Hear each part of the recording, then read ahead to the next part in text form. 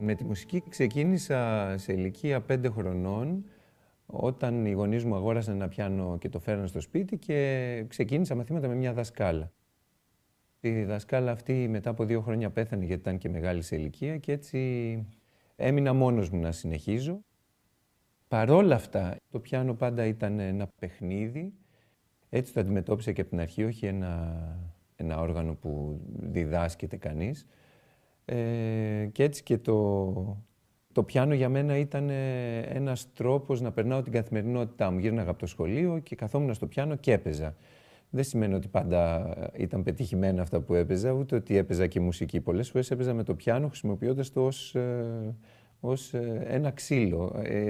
Είχα πάρει το μπρίκι μια φορά από την κουζίνα και είχα σπάσει όλα τα πλήκτρα του πιάνου, έτσι, για να παίξω μαζί του. Οι κλασικές μου σπουδές ξεκίνησαν αργότερα. Με αφορμή ένα βραβείο που πήρα στην εφηβεία μου, τότε το σχολείο μου είχε κάνει ένα διαγωνισμό τραγουδιού για όλα τα σχολεία της Αττικής και σε αυτό το διαγωνισμό παίζαμε κομμάτια της εποχής, rock, pop, ό,τι υπήρχε εκείνη την εποχή, μιμούμασταν και εμείς ως έφηβοι και παίζαμε. Ένα λοιπόν από αυτά τα τραγούδια ήταν το Άνι.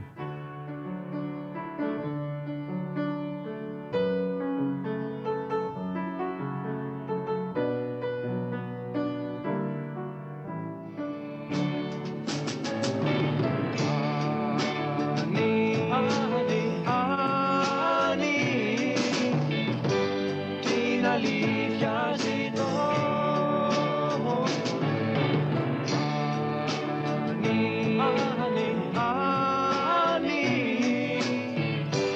Γιατί ακόμα σ' αγαπώ.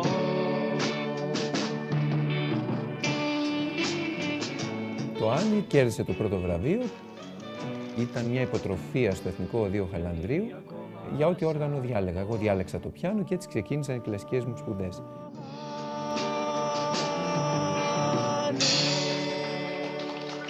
Οι σπουδές μου ολοκληρώθηκαν μέχρι τα 20 μου χρόνια. Με βοήθησε πολύ σε όλη αυτή τη διαδικασία ο δάσκαλός μου ο Βαλεντίνος ο Πατρικίδης και αργότερα ο Αντώνης ο Κοντογεωργίου, που με έστειλε και στη Γερμανία να σπουδάσω με τον δάσκαλό του, τον Φριτς Σίρι. Εκεί πήγα στη Γερμανία στο Μόναχο και σπούδασα αρχικά διεύθυνση χοροδίας και κατόπιν διεύθυνση ορχήστρας. Γιατί οι εμπειρίες μου ήταν κυρίως από τη χοροδία. Στην Ελλάδα δεν υπήρχε η δυνατότητα, ούτε γινόταν μάθημα διεύθυνσης ορχήστρας.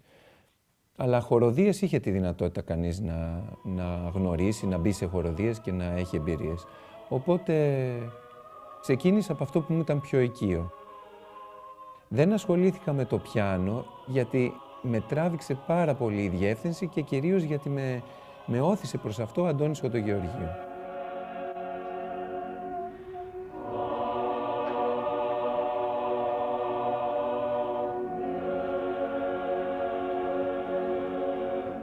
Στη Γερμανία συνάντησα ένα περιβάλλον τελείως διαφορετικό από αυτό που είχαμε στην Ελλάδα και στα οδεία. Υπήρχε έντονη δραστηριότητα, έβλεπες παντού συναυλίες, συμμετείχες σε συναυλίες και δεν ήταν μόνο το πανεπιστήμιο και τα εφόδια που σου δίνε και όλη η διδασκαλία που έπαιρνες μέσα από το πανεπιστήμιο, αλλά ήταν και ο περίγυρος, ήταν και το μουσικό περιβάλλον στο Μόναχο που ήταν εξαιρετικά ενδιαφέρον και εξαιρετικά δραστήριο. Ένα πράγμα που δεν είχε το Μόναχο ήταν έντονη σύγχρονη μουσική σκηνή. Και όταν λέω σύγχρονη μουσική σκηνή εννοώ η μουσική συμφωνική του 20ου αιώνα και τα σύγχρονα ρεύματα. Ήταν λίγο συντηρητική σαν πόλη. Περισσότερο μπορώ να πω ότι ασχολήθηκα με τη σύγχρονη μουσική ερχόμενο στην Ελλάδα και όχι όντας στη Γερμανία.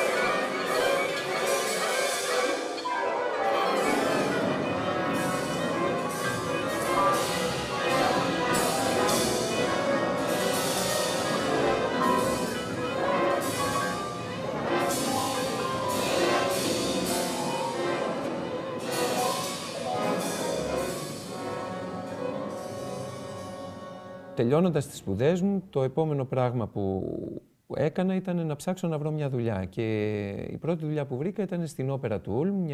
Το Ούλμ είναι μια πόλη 100 χιλιόμετρα περίπου από το Μόναχο.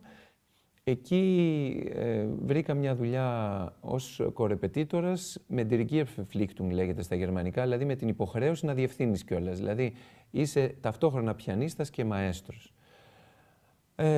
Αυτό είναι πάρα πολύ σημαντικό και πολύ ωραία εμπειρία, γιατί μέσα από αυτή τη διαδικασία μαθαίνεις τα πάντα γύρω από την όπερα. Εκεί διεύθυνα όπερα, musical, μουσικό θέατρο, αλλά και έπαιξα και σαν πιανίστα σε όλα αυτά τα είδη, συνόδευσα τραγουδιστές, γνώρισα πολύ πολύ καλά τον κόσμο της όπερας. Και εκεί που είχα ουσιαστικά γερμανοποιηθεί, είχα μπει σε μια διαδικασία ότι θα παραμείνω στη Γερμανία, είχα ορίσει το μέλλον μου πια με βάση τη Γερμανία. Και ξαφνικά χτυπάει το τηλέφωνο και είναι ο Μάνος Χατζηδάκης, ο οποίος βρήκε το τηλέφωνο μου από έναν μουσικό της ορχήστρας του, τον Στέλιο τον Ταχιάτη, γιατί έψαχνε για έναν μαέστρο να διευθύνει τους μουσικούς αγώνες της Καλαμάτας. Οι μουσικοί αγώνες της Καλαμάτας ήταν ένα είδος αγώνων τραγουδιού, όπως είχε κάνει στην Κέρκυρα παλαιότερα. Δεν ήθελε να τους διευθύνει ο ίδιος και έψαχνε έναν μαέστρο και είχε ζητήσει να του βρουν έναν μαέστρο νέο από το εξωτερικό. Ο Στέλιος Ταχιάτης πρότεινε εμένα και αυτό το τηλέφωνο άλλαξε τη ζωή μου.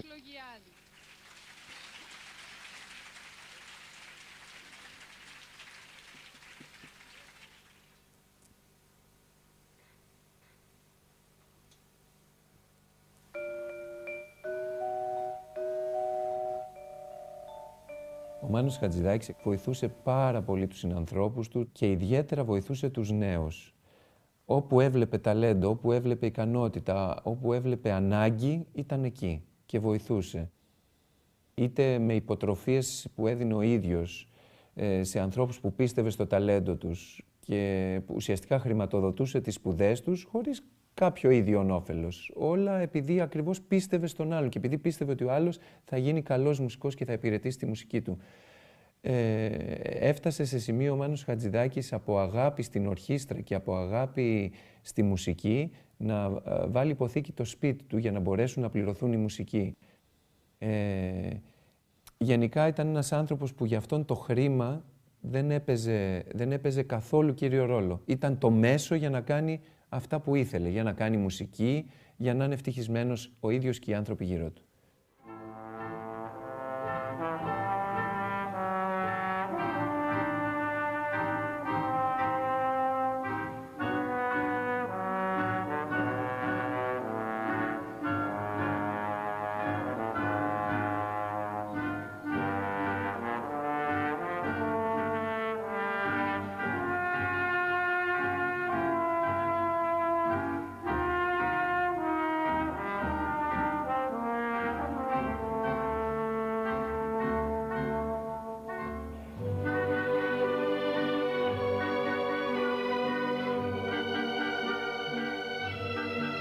Την Ορχήστρα των Χρωμάτων τη δημιούργησε ο Μάνος Χατζηδάκης γιατί ήθελε να φτιάξει ένα μουσικό σύνολο που θα βασιζόταν στους μουσικούς με τους οποίους συνεργαζόταν, στα τραγούδια του και στις περιοδίες που έκανε και με βάση αυτούς τους εξαιρετικούς μουσικούς ήθελε να φτιάξει ένα μεγαλύτερο σχήμα το οποίο θα ερμηνεύει την κλασική μουσική και τη μουσική, αυτή την ιδιαίτερη μουσική που βρίσκεται ανάμεσα στην κλασική μουσική, στη μουσική κινηματογράφου, στη μουσική, την Unterhaltungsmusik που λένε οι Γερμανοί, την μουσική διασκέδαση σε εισαγωγικά πάντα αυτοί οι όροι, γιατί για μένα δεν υπάρχουν τέτοιες τυποποιήσεις.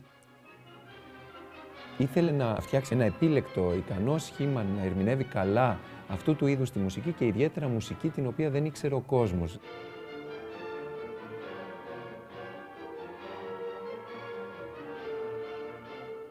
Το όνομα Ορχήστρα των Χρωμάτων ουσιαστικά υποδηλώνει αυτό το πράγμα, ότι έχεις μια παλέτα από χρώματα και δείχνεις τελείως διαφορετικές αποχρώσεις. Δεν είσαι ασπρόμαυρος. Αυτό λίγο το έκανε και σαν κριτική στην τότε κρατική ορχήστρα, η οποία τον ενοχλούσε αυτή η στήρα μονόχρωμη, ας πούμε, κατεύθυνση την οποία είχαν και στο ρεπερτόριο, αλλά και στην αντιμετώπιση της μουσικής.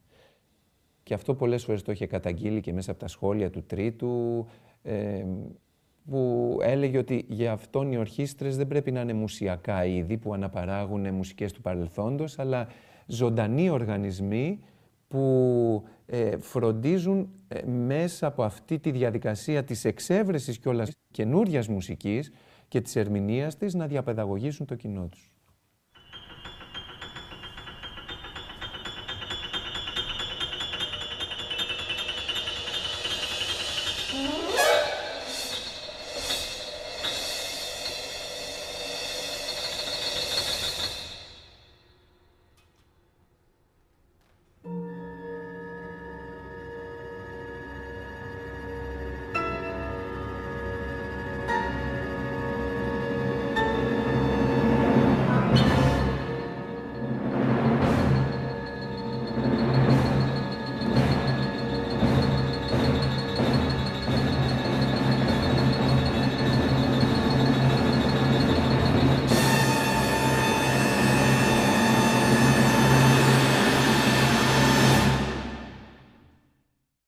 Το 1991 λοιπόν επιστρέφω στην Ελλάδα και επιστρέφω ως βοηθός του Μάνου Χατζηδάκη στην Ορχήστρα των Χρωμάτων.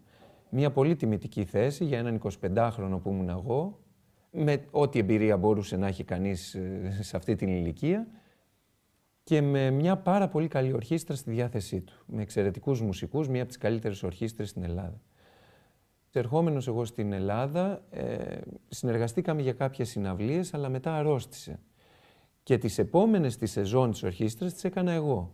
Τότε ουσιαστικά καθιερώθηκε και η παρουσία μου στην Ορχήστρα των Χρωμάτων και μετά το θάνατό του το 1994 και υπό τη διεύθυνση του Γιώργου του Κουρουπού συνεχίσαμε και πορευτήκαμε και είμαι 20 χρόνια τώρα, 21 που είμαι στην Ορχήστρα των Χρωμάτων και δεν ξέρω τώρα τι θα γίνει με αυτή την ιστορία, γιατί θα γνωρίζετε ότι τα πράγματα είναι πολύ άσχημα οικονομικά, η μουσική είναι απλήρωτη. Δεν ξέρουμε πού θα καταλήξει αυτή η ιστορία, αλλά για μένα είναι και παραμένει η Ορχήστρα των Χρωμάτων η ζωή μου, ένα μεγάλο κομμάτι της ζωής μου και ο Μάνος Χατζηδάκης φυσικά.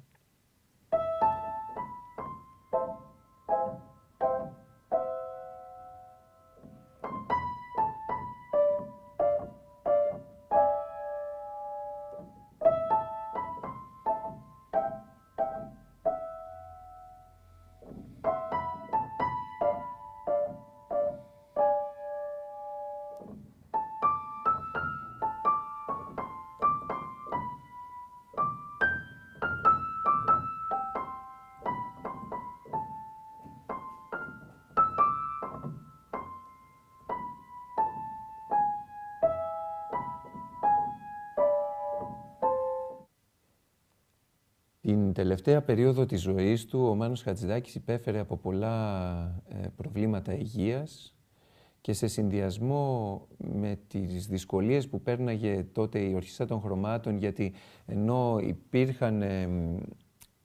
υπήρχε υποτίθεται η θέληση για κρατική επιχορήγηση, αυτή δινόταν με το σταγονόμετρο και μάλλον και εκεί τον εξαπατούσανε.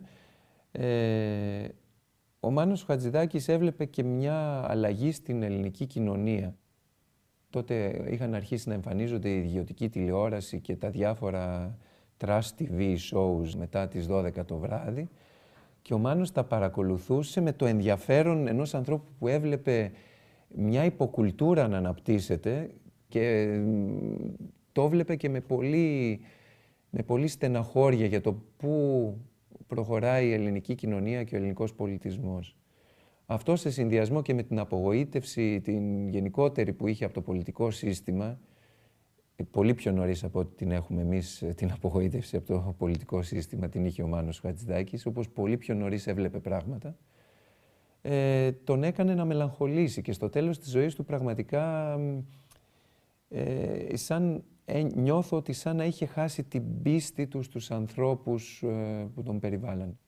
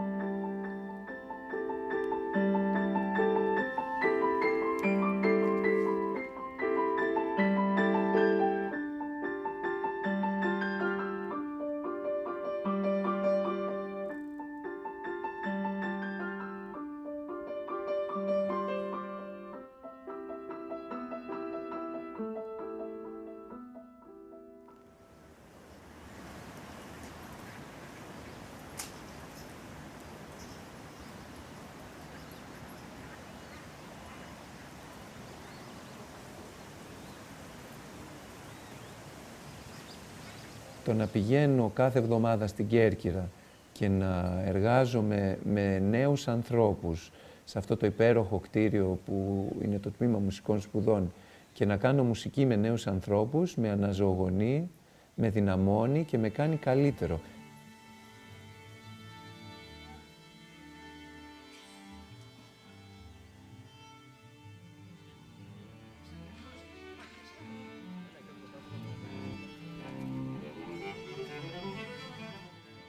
Οι βασικές φόρμες κινησιολογίας, το μπράτσο σε σχέση με το σώμα πάλι είναι μπροστά, πάλι 45 μοίρες. Γιατί διαλέγουμε 45 μοίρες, γιατί ειδικά αυτό το νούμερο και όχι 60 μοίρες, όχι 80 μοίρες.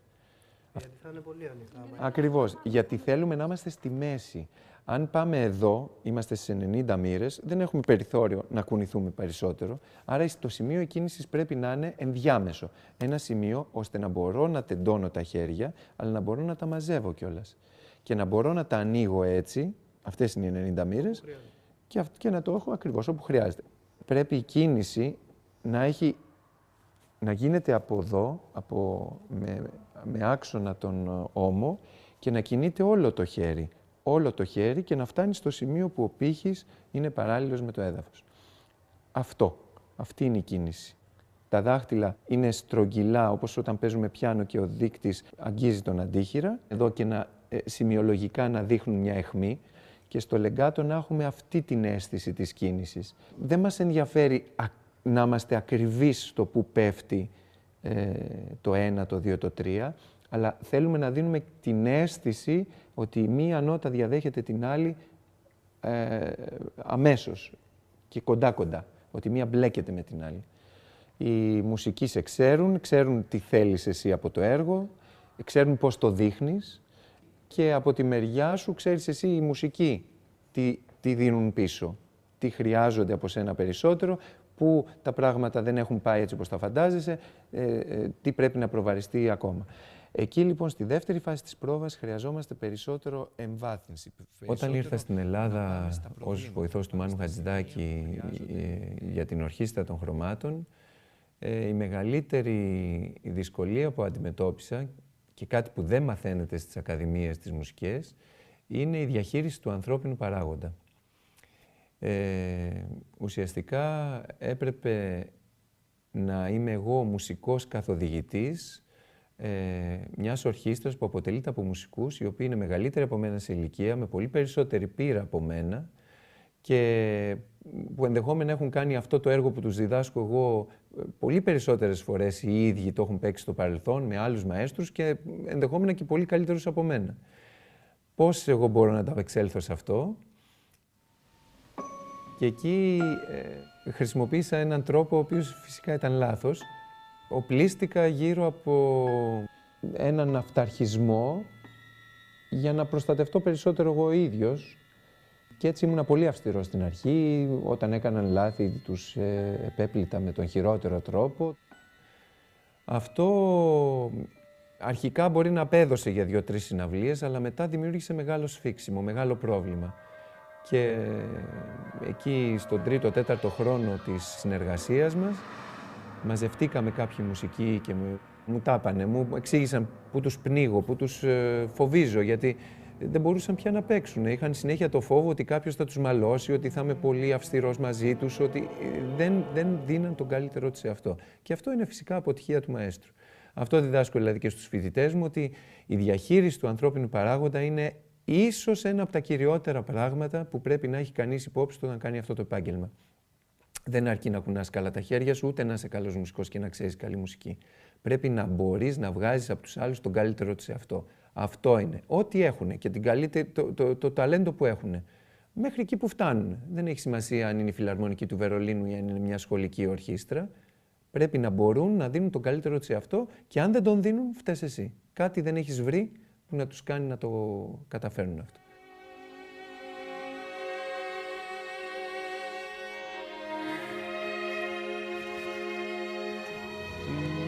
Μείνετε σε αυτή τη δυναμική, μην αλλάξετε και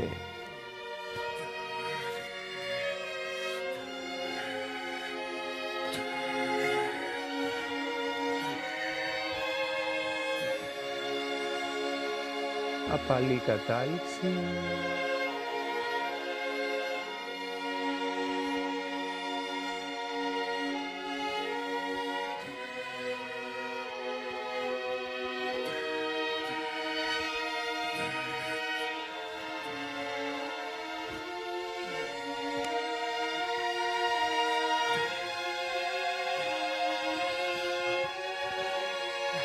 Crescendo sempre.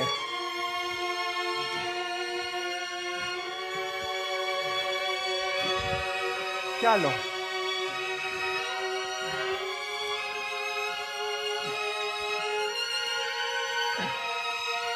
Crescendo, κορυφώνεται, τρίτ.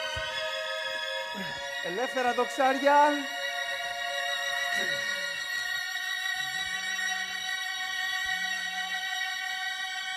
Πολύ ωραία. Πάρα πολύ ωραία. Ένα πραγματάκι μόνο. Εκεί που έχετε το ρε, το κρατημένο που λέμε τα ντόσι, ντόσι, μην κάνετε ρε, ντόσι, ντο, να είναι ρε, ντόσι, να είναι κατάληξη αυτού. Ωραία.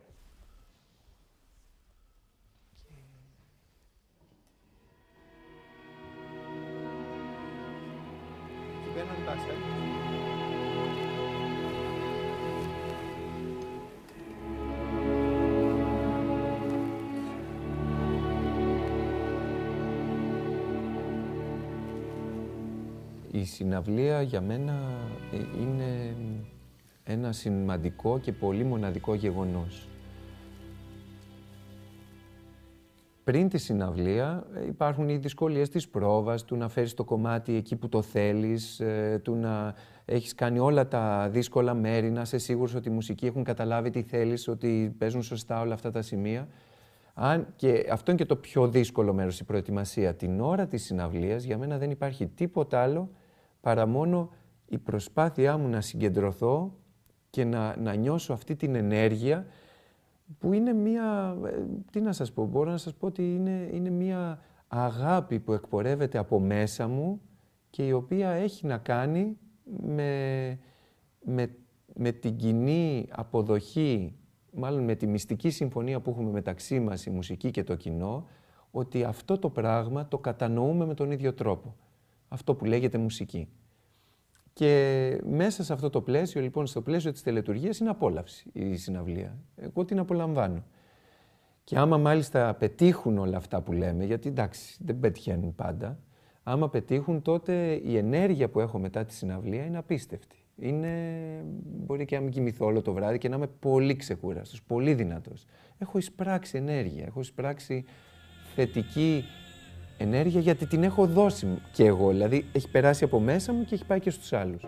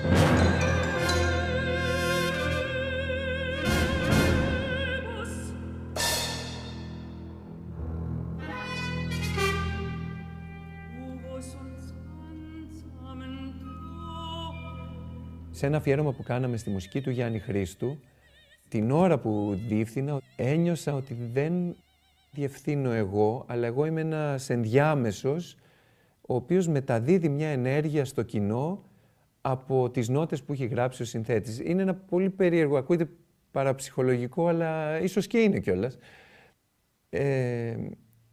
Με έκανε να νιώσω τι σημαίνει πραγματικά να ερμηνεύω ο Γιάννης Χρήστου.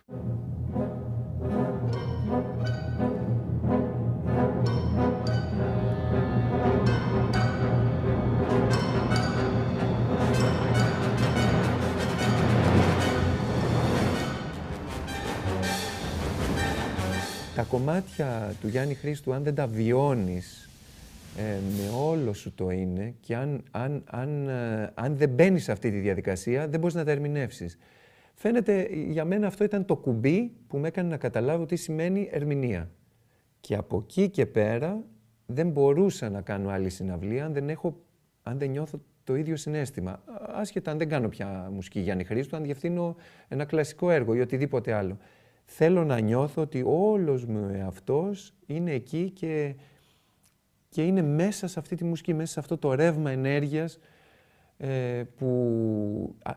της τελετουργίας που συντελείται εκείνη τη στιγμή, γιατί περί τελετουργίας πρόκειται. Η συναυλία είναι ένα μοναδικό γεγονός, δεν είναι ένα CD, είναι κάτι που έχει να κάνει με το χώρο και το χρόνο και τη στιγμή. Είναι τόσο σημαντικό και πρέπει κανείς μόνο έτσι να το βλέπει, σαν μια τελετουργία στην οποία ο μαέστρος είναι ο ιερέας, είναι ο ιεροφάντης.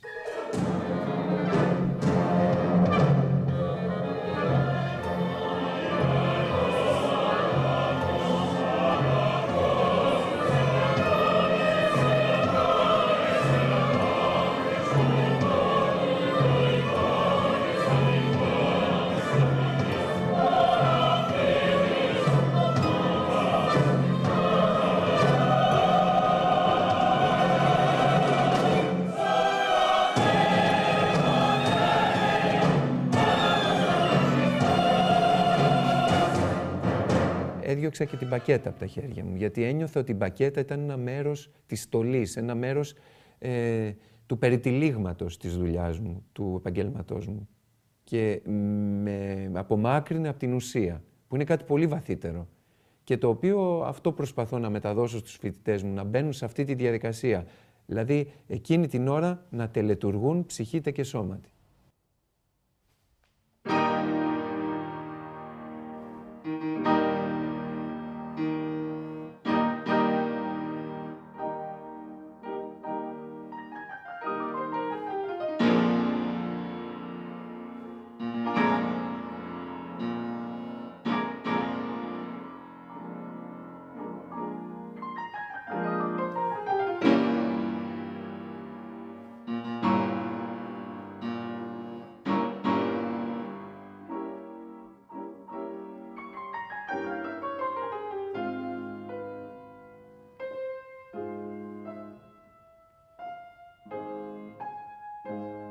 Στο μάθημα της διεύθυνσης ορχήστρας χρησιμοποιούμε το πιάνο, γιατί το πιάνο είναι το κατεξοχήν πολυφωνικό όργανο, στο οποίο μπορεί να εκτελέσει κανείς όσο πιο πιστικά γίνεται την παρτιτούρα.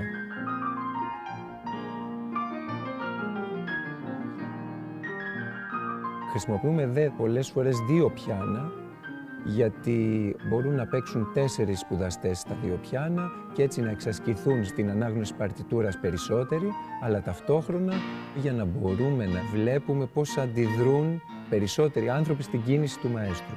Αν δηλαδή ο μαέστρος είναι καθαρός και οι 4 θα παίξουν μαζί. Αν ο μαέστρος δεν είναι τόσο καθαρός στην κίνησή του, τότε θα αρχίσουν να υπάρχουν διαφοροποιήσεις.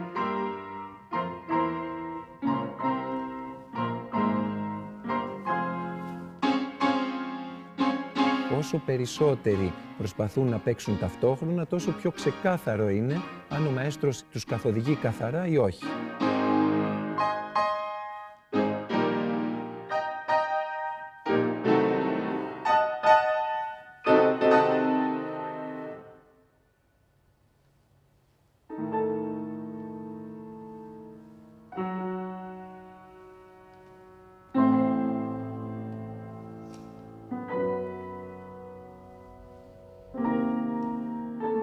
Ωραία, εντάξει παιδιά. Οκ. Στάθη εκεί το σημείο αυτό με τα μπάσα που καλούσες τα μπάσα. Πολύ καλύτερο, κάποια στιγμή το έκανες πολύ καλά. Αλλά κάποιες φορές ερχόσουν ψηλά, γιατί ξεκινούσες ψηλά και έφτανε εδώ και δεν είχες άλλο να πας. Άρα και ταραραραραραραρα.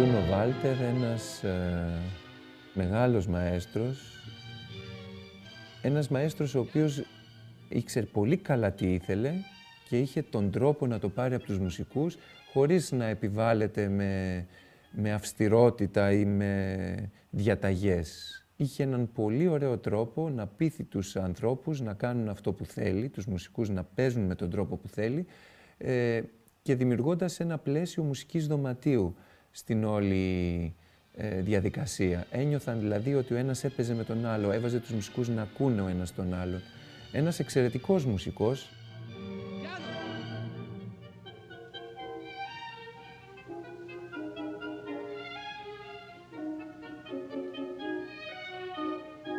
Now,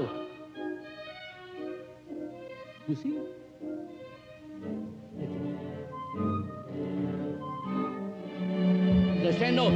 Και ο τρόπος που έκανε πρόβα ήταν εξαιρετικός. Είχε μέθοδο, είχε σύστημα, έλεγε πολλά πράγματα κατά τη διάρκεια της ροής της μουσικής στην πρόβα για να κερδίζει χρόνο. Piano, too loud.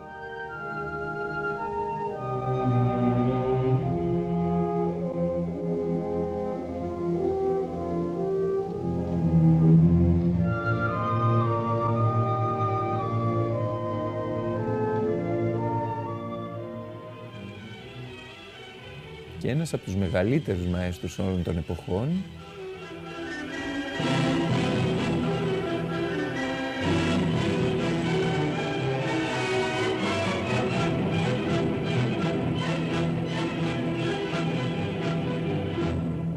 ο Φουρτβέγκλερ.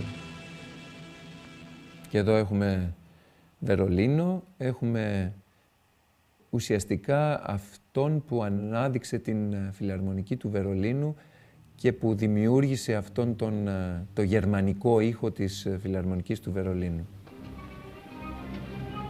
Ένας εξαίρετος μουσικός, μια μεγάλη προσωπικότητα, με μια κίνηση λίγο ιδιόρυθμη, σαν μαριονέτα φαινόταν λίγο η κίνησή του. Άμα προσέξει κανείς, θα δει να κινείται περίεργα το αριστερό του χέρι και να κάνει πολλές φορές κινήσεις που μοιάζουν να μην έχουν κανένα νόημα.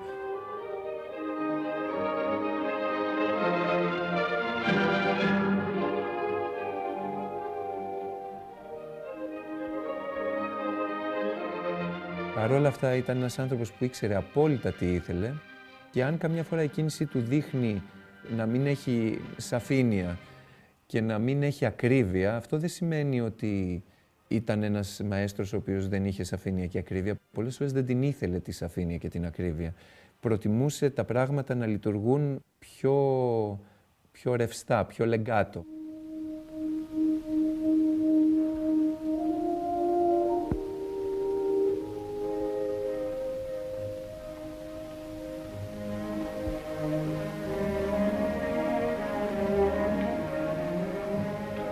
Πολλές φορές είχε έρθει σε ρήξη με τον Τοσκανίνη ακριβώς λόγω της διαφορετικής οπτικής με την οποία βλέπαν τις ερμηνείες. Ο Τοσκανίνη προσπαθούσε να είναι πολύ ακριβής, πολύ συνεπής με το περιεχόμενο και το κείμενο σε ό,τι αφορά το ρυθμό κυρίως, ενώ ο Φουρτβέγκλερ έβλεπε, πιστεύω, πιο βαθιά, πέρα από τις νότες, έβλεπε το πίσω από τις νότες.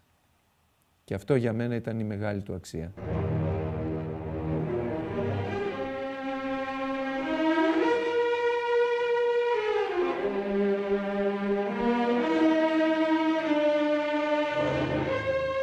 Ο Κάραγιαν πολλές φορές αναφέρεται ως ο μεγάλος μαέστρος του 20ου αιώνα, ο μεγάλος μαέστρος όλων των εποχών.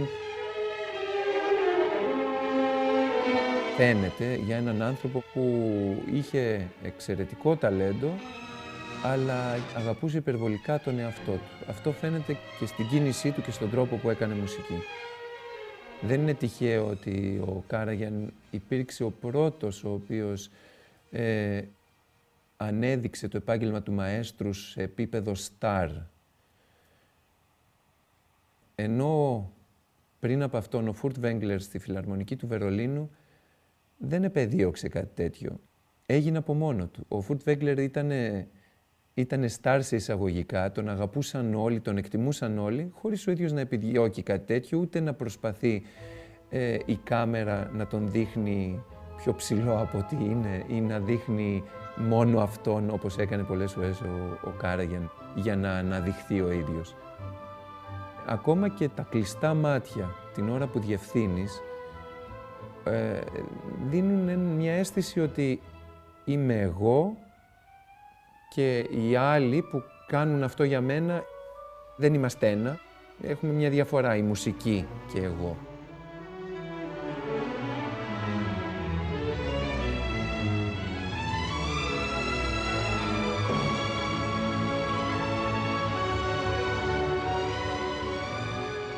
Στο επάγγελμα του μαέστρου πρέπει να υπάρχει πρώτα απ' όλα η επικοινωνία με τους μουσικούς, η ένωση αυτή, η οποία γίνεται σε ένα πολύ ιδιαίτερο πνευματικό επίπεδο και μέσα από αυτή την ένωση επιτυγχάνεται και η επικοινωνία με το κοινό και με τον κόσμο. Έτσι μεταδίδει κανείς τη μουσική.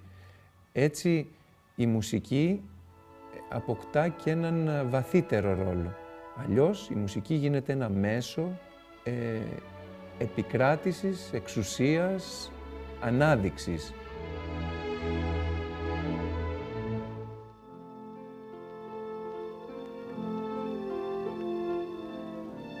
Caresse, like a bird aria free. Short 60s. Ένας μαέστρος που για μένα είναι πρότυπο από όλες τις απόψεις και σαν προσωπικότητα μουσική και σαν άνθρωπος είναι ο Δημήτρης Μητρόπουλος. Ο Μητρόπουλος δεν χρησιμοποιούσε μπακέτα παρά μόνο στο τέλος της ζωής του και αυτό επειδή το επέβαλαν οι γιατροί, γιατί είναι πολύ πιο εύκολο να διευθύνεις με μπακέτα, κουράζεσαι λιγότερο, κάνεις πολύ μικρότερη κίνηση, αλλά τη δύναμη που έχεις με τα χέρια δεν την έχεις όταν έχεις μπακέτα και την εκφραστικότητα.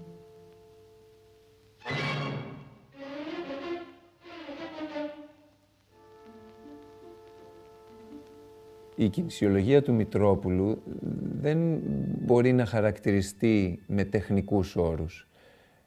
Πηγάζει από πολύ βαθιά και στο τέλος δεν έχουν νόημα τα λόγια, σημασία έχει το περιεχόμενο. Το περιεχόμενο λοιπόν ήταν πολύ δυνατό, τρύπαγε, σε διαπερνούσε. Και έτσι, κοιτώντας τον Μητρόπουλο, δεν κοιτάω ποτέ, εκεί πήγε το χέρι του δεξιά, εκεί έκανε το στακάτο με αυτόν τον τρόπο με τον άλλο. Απλώς νιώθεις την ενέργεια να βγαίνει αβίαστα από έναν άνθρωπο που ξέρει απόλυτα τι θέλει να πάρει από την ορχήστρα.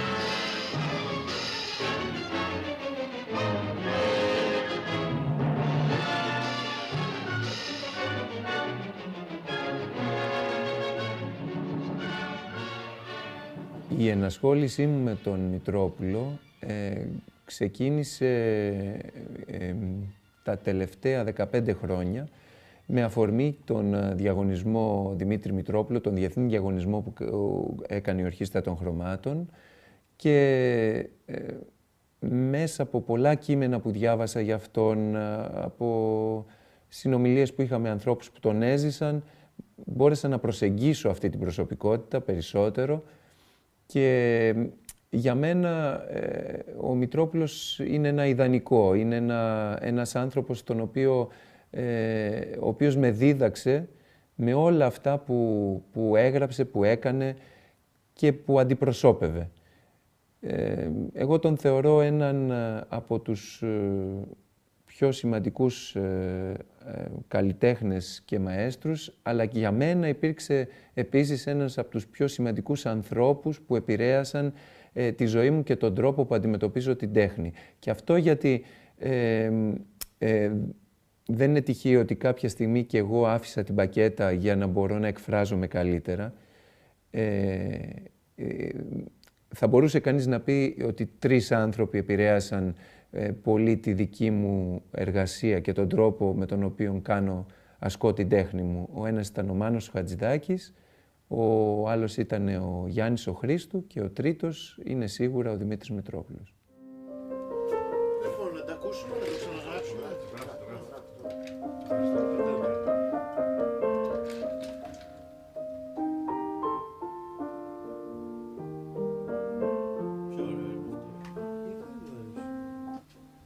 λες? Καλό είναι, άλλο ένα. Όπως είναι. Μπορεί και να βγει καλύτερο, άλλο ένα.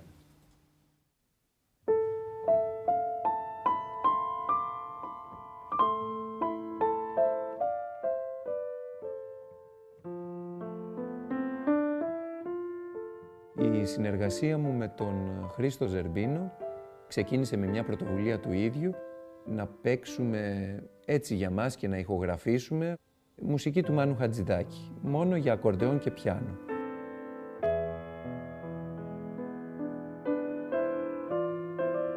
Αυτός ο συνδυασμός δεν πρέπει να έχει υπάρξει στο παρελθόν και τα δύο όργανα είναι πληκτροφόρα. Παρόλα αυτά υπάρχει μια διαφορά μεταξύ τους. Το πιάνο έχει έναν ήχο ο οποίος δεν μπορεί να κρατηθεί σε όλη του την ένταση πατώντας το πλήκτρο, ενώ με το ακορντεόν μπορείς να κρατήσεις την ένταση και να λειτουργήσει περισσότερο σαν πνευστό. Και έτσι ταιριάζουν και τα δύο όργανα. Το μεν πιάνο έχει περισσότερο νικτό και κρουστό χαρακτήρα, το ακορντεόν περισσότερο λυρικό και πνευστό χαρακτήρα.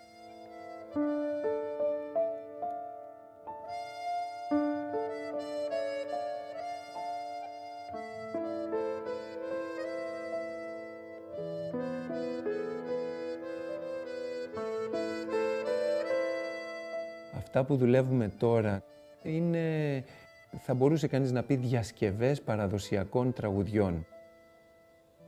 Τα έχουμε πειράξει αρκετά ώστε να μην μοιάζουν καθόλου με παραδοσιακά τραγούδια.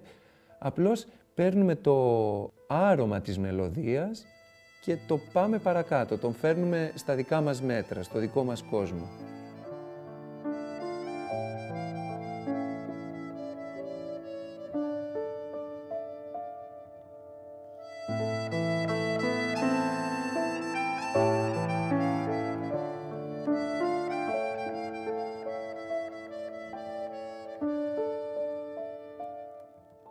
Έχω παρατηρήσει από όλη τη δουλειά που έχω κάνει μέχρι τώρα σε στούντιο και έχω κάνει αρκετά CD, ότι τα καλύτερα takes, οι καλύτερες ηχογραφήσεις, τα καλύτερα σημεία βγαίνουν όταν υπάρχει μια ροή και όταν λειτουργείς όπως στη συναυλία. Και όχι όταν πας αποσπασματικά να κόψεις και να ράψεις και να προσθέσεις πράγματα. Και έτσι μπορώ να σας πω ότι τα πιο πετυχημένα μου CD είναι αυτά που έχουν γραφτεί από live συναυλίες.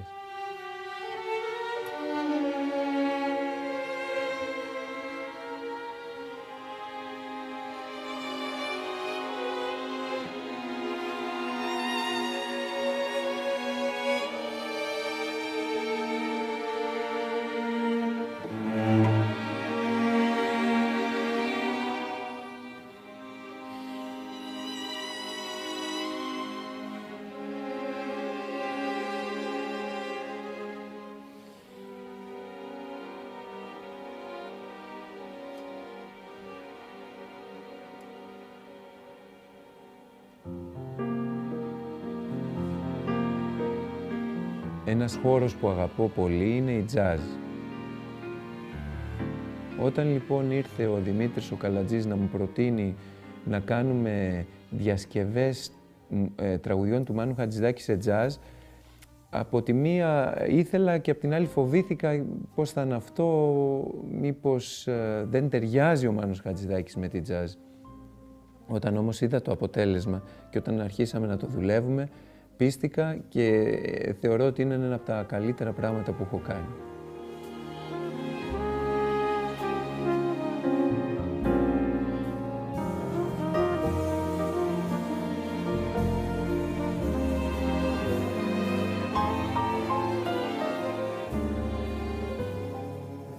Είναι κάτι που πιστεύω ότι και στον Μάνο το Χατζηδάκη θα άρεσε πάρα πολύ, γιατί δεν προδίδει τη μουσική του, αλλά παίρνοντας το άρωμα των τραγουδιών του, ουσιαστικά κανείς παίζει jazz μουσική.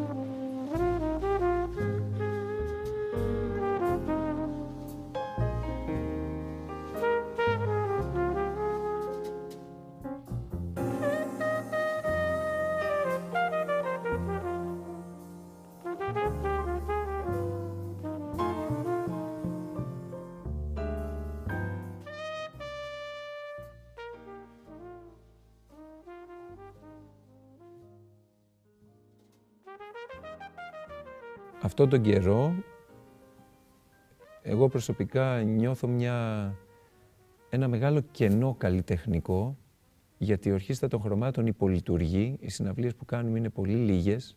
Εγώ είχα συνηθίσει να δουλεύουμε με άλλους ρυθμούς, να έχουμε σχεδόν κάθε εβδομάδα μια νέα παραγωγή. Αυτή τη στιγμή αυτό δεν είναι εφικτό, για οικονομικούς λόγους. Ταυτόχρονα η δουλειά στο χώρο έχει μειωθεί αισθητά. Υπάρχει και το οικονομικό πρόβλημα που όλοι οι φορείς πια δεν έχουν χρήματα να σε πληρώσουν και δουλεύεις περιμένοντας κάποια χρήματα για να ζήσεις. Και όλη αυτή η μιζέρια για μένα είναι πάρα πολύ δυσάρεστη, κυρίως καλλιτεχνικά.